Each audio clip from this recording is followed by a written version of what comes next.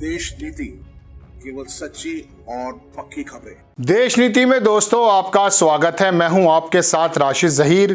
पूरा गोदी मीडिया एक ऐसी रिपोर्ट को लेकर अपना ज्ञान भगार रहा है जिससे आपको ऐसा लगेगा कि वाकई देश के अंदर प्रधानमंत्री नरेंद्र मोदी जी ने क्रांति लेकर आ गए।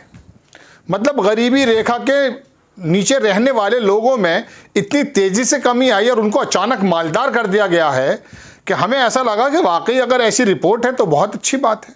लेकिन अपने इर्द गिर्द जब हम देखते हैं तो पता ये चलता है दर्शकों कि कुछ ऐसे हालात बदले हुए तो नजर आ नहीं रहे। अब कांग्रेस आई के लोगों को अपना कहना है और भारतीय जनता पार्टी नीति आयोग के उस डाटा को किस प्रकार से आपको सामने रखने की कोशिश कर रही है। जाहिर सी बात है आपको जानना बनता है कि एक्चुअल में बात क्या है।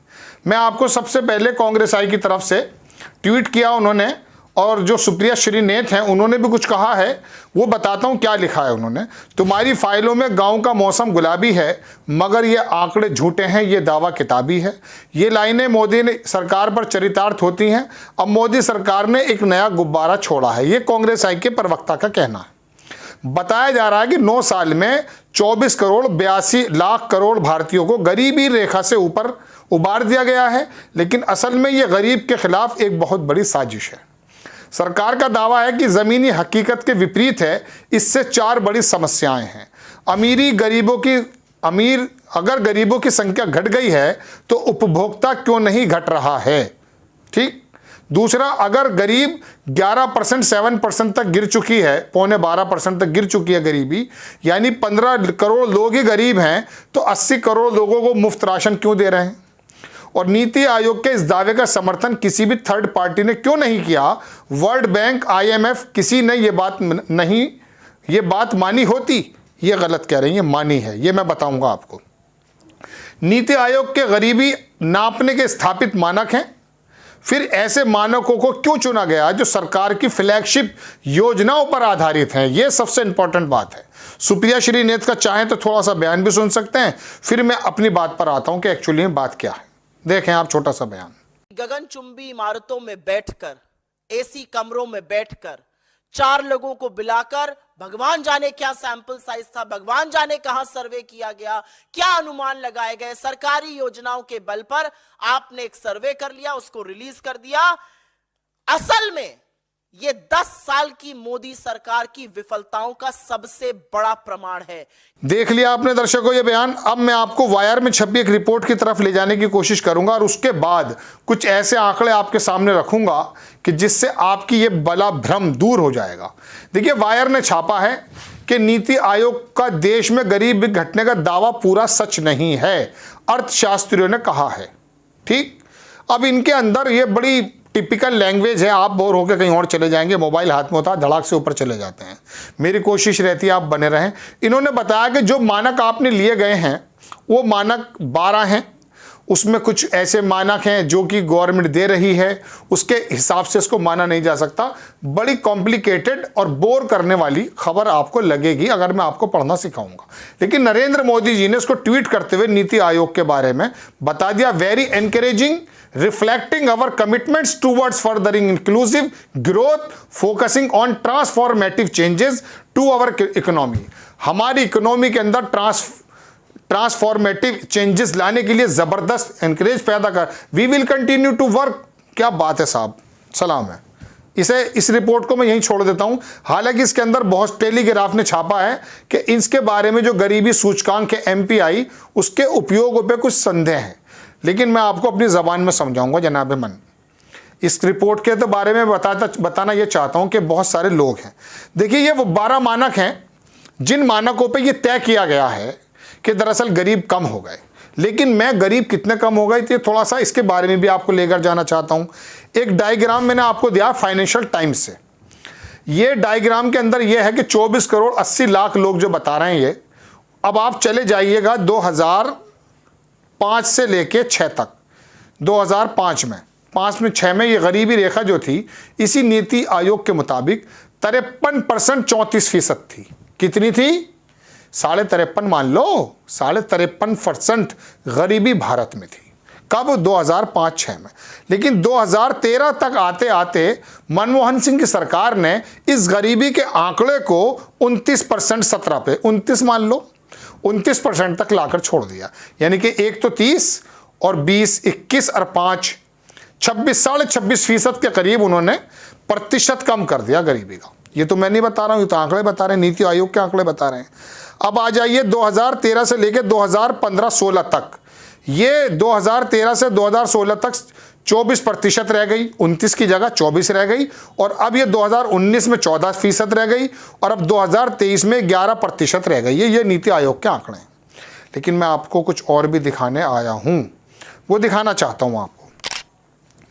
पहली बात तो आपको पता चल गया कि ये गरीब प्रतिशत जो 29 कह रहे हैं, 29% थी 2000 उसमें। अरे भाई 2006 में 55% थी, वो भी कम कर दी थी उन्होंने। ये एक सतत प्रक्रिया है। 2013 में नेशनल फूड सिक्योरिटी एक्ट जो आया है, उसके हिसाब से लोगों को खाना मिला, हालात बदल गए। कब आया था? 2013 में। आप नहीं आए थे तब फ्री खाने की जो है ना, ये जो नेशनल एक्ट लाया गया है, ये यूपीए सरकार के माध्यम से लाया गया था। चलिए अब मैं आपको कुछ और भी बताना चाहता हूं। एक चीज मैं आपको और दिखाना चाहता हूं। ये बेसिकली मैंने निकाला था जनाबे मन, गरीबी रेखा के अंतर्राष्ट्रीय गरीबी रेखा भी कहा जाता है। विश्व बैंक ने इसको छोड़ दीजिए। बड़ी इंपॉर्टेंट बात निकाली थी मैंने, अगर मुझे मिल गई तो वो आपको बड़ा अच्छा लगेगा देखना। विश्व बैंक के अनुसार, हाँ साहब, 2006 से 2016 तक की अवधि में देखिए, बहुआयामी गरीबी सूचकांक के अनुसार वर्ल्ड लेवल की, ठीक है, इसमें हम भी आते हैं। भारत में बहुआयामी गरीबी लोगों की संख्या, हमारी संख्या क्या थी? 2006 से 2016 के सबसे बड़ी गिरावट आई, जिसमें लगभग 273 मिलियन लोग इस 10 वर्ष की अवधि में गरीबी रेखा से बाहर निकले। कब निकले?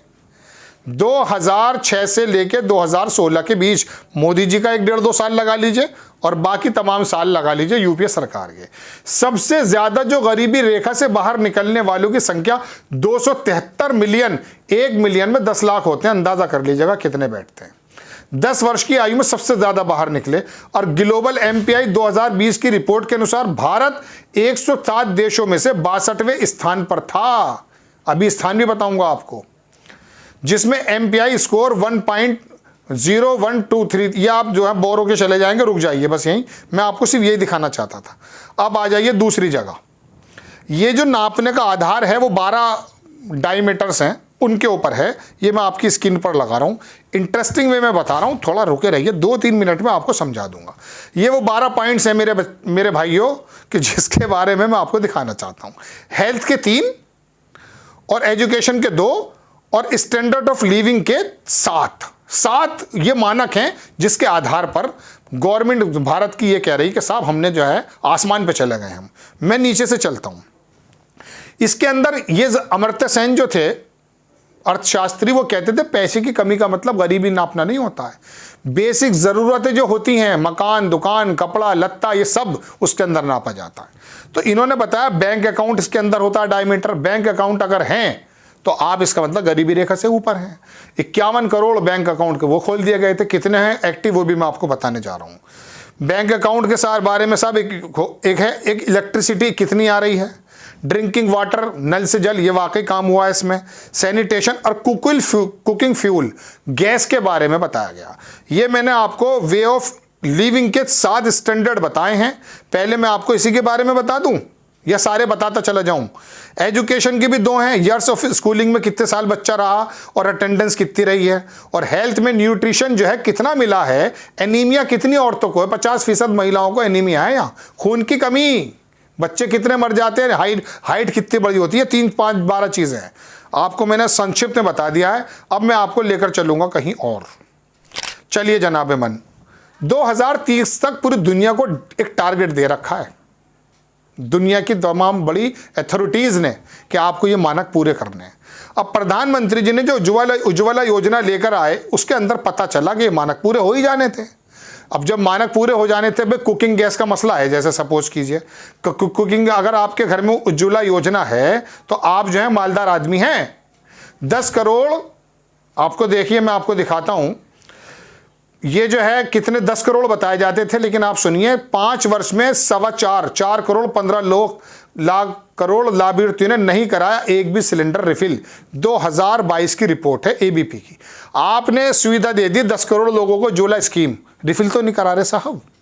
आपने तो 10 करोड़ नापा, चलो ये डायमीटर पर पास हो गया, आगे चलो, हम मालदार हो गए, हम अमीर हो गए। नहीं, रुकिए, आ जाइए, रुक जाइए। आज उज्ज्वला स्कीम 10 करोड़वा जो कनेक्शन आप दे के आए थे मांझी जी को, जो औरत के महिला के यहाँ गए थे, उसकी रिपोर्ट 2022 की मैं बता रहा हूँ कि 5 वर्ष में 4.15 करोड़ लाभार्थियों ने एक भी सिलेंडर रिफिल नहीं कराया है। किसने दी है ये रिपोर्ट दी है जनाब पेट्रोलियम राज्य मंत्री रामेश्वर तेली ने लिखित में जानकारी दी। उन्होंने बताया कि 7.67 7.5 करोड़ टोटल लोगों में से प्रधानमंत्री उज्ज्वला योजना में ऐसे लाभार्थी हैं जिनमें केवल एक एलपीजी सिलेंडर रिफिल कराया है। उन्होंने बताया 2021-22 में कुल 30.53 करोड़ एक्टिव एलपीजी कस्टमर थे टोटल मिला के, जिनमें से 2.11 घरेलू एलपीजी कस्टमर ने एक भी सिलेंडर रिफिल नहीं कराया। यह आम लोगों की बात भी है। अब आप देख लीजिएगा, इसमें तो रेटों का भी फर्क बताया है, लंबी खबर ना हो जाए, मैं आपको छोटी छोटी करके बता रहा हूँ। आ जाइए अब साहब, अगर आपका अकाउंट है तो बड़ा मसला हल हो जाएगा। 10 करोड़ बैंक के खाते इनएक्टिव हैं, जनधन अकाउंट को लेकर आया बड़ा अपडेट। 10 करोड़ तो जनधन के अकाउंट ऐसे हैं जो एक्टिव ही नहीं है। और वो 12 जो वो था बंदा, वो कह रहा कि अगर आपका बैंक अकाउंट है तो आप गरीबी रेखा से ऊपर चले जाते हैं। ठीक है, ये मैंने आपको एलपीजी और जनधन खाते की बात बता दी। अब जरा सा उस पर आ जाइए, भूख के हालात क्या हैं। 125 में 111वें नंबर पर तो हमारा स्थान है। अब कहेंगे साहब ये वाली बातें हम मानते नहीं, तो नीति आयोग की बात भी नहीं मानी जाएगी। इसको भी बाहर की 2 बड़ी बड़ी अथॉरिटीज़ ने ठप्पा लगा दिया कि ठीक कह रहे हैं आप। या तो उनकी मत मानिए यहाँ पर आप नीति आयोग में, अगर यहाँ मानते हैं तो ये भी माननी पड़ेगी आपको। अब इसके अंदर मैं आपको बताना चाहता ये हूँ जनाब मन, ये तो हंगर इंडेक्स है। इसके अंदर जो मैंने आपको दिखाया था उसमें न्यूट्रिशन का मामला है कि अगर इतनी % औरतें बच्चों के अंदर वो है तो आप ठीक हैं। देखिए कुल जनसंख्या जो है, मैं आपको बताना चाहता हूँ, देखिए जनाब मन, ये बच्चों के तरफ से चलते हैं। पहले कुपोषित जनसंख्या का लगभग 16.16 कुपोषित होने के कारण भारत के अल्प पोषण को स्तर को मध्यम जोखिम के रूप में चिन्हित किया गया है। 5 साल से कम उम्र में मृत्यु दर के मामले में भारत को कम जोखिम वाला माना गया है, लेकिन 15 से 24 वर्ष की महिलाओं में अनीमिया की व्यापकता को देश के लिए एक बड़ी समस्या माना गया है। देश में 50% से अधिक महिलाएं और किशोरियां एनीमिया से पीड़ित हैं। समझ गए? एचबी होमोग्लोबिन वो कम है महिलाओं में, उसी का बताया वो 12 जो मानक है ना, उसी के अंतर्गत आता है। ये दुनिया भर में सबसे कम है, ये सबसे अधिक में एक है। अब आप देख लीजिए कंट्रीज विद हाईएस्ट, मैं आपको बताता हूं बच्चे कितनी जल्दी लंबे होते हैं। 4 मापदंडों पर भारत का प्रदर्शन। भारत के बच्चों की वेस्टिंग ऊंचाई के हिसाब से कम वजन, जितना लंबा वो उतना वजन नहीं है उसमें। दर सबसे ज्यादा 18.7 है, दुनिया में सबसे ज्यादा बच्चों का वजन कम है भारत में हाइट के हिसाब से। ये बता रहे हैं, हम थोड़ी ना बता रहे हैं। जो गंभीर कुपोषण को दर्शाता है। वास्तव में वेस्टिंग बच्चों के सभी प्रकार के कुपोषण का सबसे खराब रूप संकेतक माना जाता है। 15% से अधिक बच्चे वेस्टेड हैं। तो रिपोर्ट में बहु उच्च स्तर की शुद्ध हिंदी है, बस वो देख लीजिए इनका जो डाटा है। सबसे पहले countries with highest prevalence of the childhood wasting 18.7, सबसे ऊपर। हमसे पीछे यमन, सूडान और श्रीलंका, नाइजीरिया सबसे कम जो मिल रहा है हाइट के हिसाब से, वजन कम है, पोषण नहीं मिल पा रहा है। अब जरा वो भी देख लीजिएगा, सबसे जो छोटे हैं, कद में भी छोटे हैं हमारे यहाँ, उसमें थोड़ा हमारा हालात सही हैं लेकिन चिंताजनक उसमें है। एक और देख लीजिएगा जनाब, मैं आपको दिखाना चाहता हूँ कि GHI की रिपोर्ट पोषण के मुताबिक भारत के खराब प्रदर्शन की ओर इशारा करती है। SOFI रिपोर्ट में अतीत में लगातार ऐसा हुआ है। SOFI 2023 की रिपोर्ट ने बताया कि 74% भारतीय आबादी स्वास्थ्य आहार लेने में असमर्थ है। केवल Nepal, Pakistan, Sierra Leone, Nigeria, Burkina Faso, 2-4 Liberia, Guinea और गिनी देशों से आबादी का हिस्सा भारत की तुलना से अधिक था जो स्वास्थ्य आहार का खर्च उठाने में सक्षम नहीं थे। यानी कि हमारा 74% जो हमारा तबका है वो ऐसा खाना नहीं ले पा रहा जिसमें पूरे के पूरे प्रोटीन हो। ये रिपोर्टें दरअसल दर्शकों मुझे आपके लिए इसलिए निकालनी पड़ी कि 12 डायमेंशन पर जो आप बात कर रहे हैं, एलपीजी 10 करोड़ लिख देंगे वो फुलफिल हो जाएगा, बैंक का खाता आप लिख देंगे 50 करोड़ वो फुलफिल हो जाएगा, आप न्यूट्रिशन में लिख देंगे कि हमने शिक्षा दे दी, ये दे दी, लेकिन रिपोर्ट तो कुछ और है। एलपीजी के सिलेंडर रिफिल नहीं हो पा रहे हैं। तो बताइए आप मुझे इस रिपोर्ट को आप कितना सही मानेंगे? मान लीजिए। आपको खबर कैसी लगी अपनी राय कमेंट्स बॉक्स में ज़रूर दीजिए। चैनल को सब्सक्राइब कीजिए, शेयर कीजिए। नेक्स्ट टाइम मैं किसी खबर के साथ आता हूँ। जय हिंद।